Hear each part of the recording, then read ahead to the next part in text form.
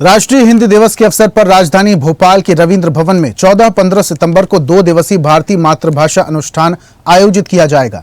यह कार्यक्रम राष्ट्र के निर्माण में भाषाओं के योगदान पर केंद्रित होगा। हिंदी सहित अवधी, ब्रज, भोजपुरी, मैथिली, बुंदेली जैसी बोलियों पर विभिन्न सत्र होंगे। 15 सितंबर को विज्ञान एवं अन्य क्षेत्रों में हिंदी के योगदान के लिए बहुविध राष्ट्रीय अलंकरण समारोह आयोजित होगा, जिसमें मुख्यमंत्री डॉक्टर मोहन यादव साहित्यकारों को सम्मानित करेंगे। सीएम के संस्कृति सलाहकार श्रीराम तिवारी ने बताया, मातृभाषाएं सभ्यता, संस्कृति और अस्मिता का आधार हैं।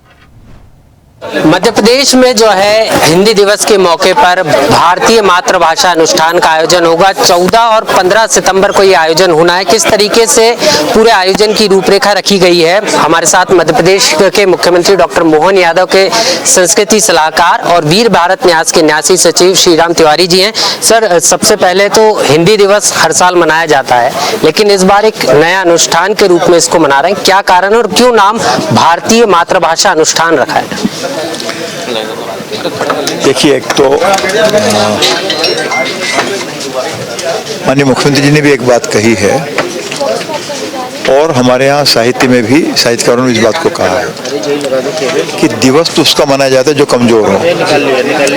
तो कम से कम 2025 में आकर हिंदी कमजोर नहीं है। विश्व की जो सबसे ज़्यादा बड़ी संख्या में जो बोली जाने वाली भाषाएं हैं, उसमें से हिंदी अग्रणी भाषा है ना।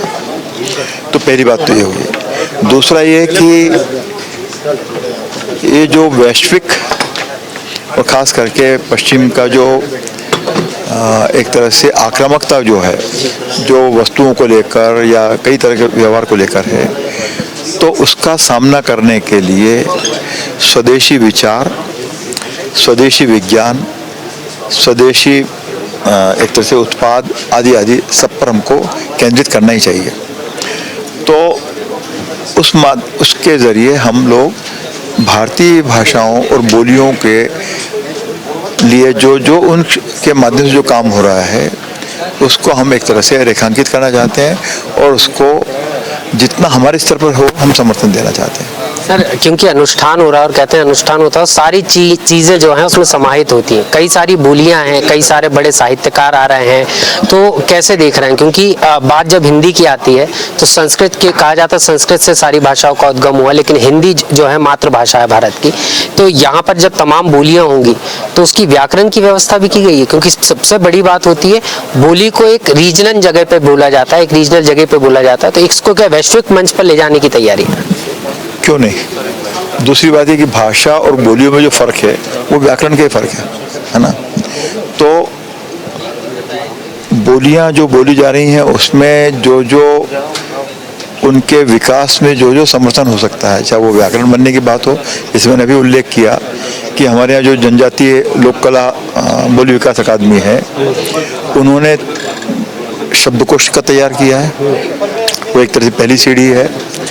और अब जैसे भदावरी है, कितने लोगों को पता है कि भदावरी हमारे यहाँ की बोली है या भाई, तो उसका शब्दकोश हमारे यहाँ तैयार है। फिर गोंडी है, बेगा है, भारिया है, सहरियाई है, भीली है, तो इन सब पर भी किया है। और अलग अलग तरह से उनके देवलोक के बारे में भी और उनकी भाषा और उनके आख्यान के बारे में भी। तो भाषा हो, बोली हो और मनुष्य हो, जब तक आप सामूहिकता में हैं, कविता में हो, हम भोजन करते हुए भी भाषा का इस्तेमाल कर रहे हैं, हम बात कर रहे हैं तब भी हम भाषा का इस्तेमाल कर रहे हैं, तो हमारी जो मातृभाषा है उसका सम्मान बना रहे, और सम्मान तभी बना रहेगा जब हम उसको व्यवहार में ला रहे हैं।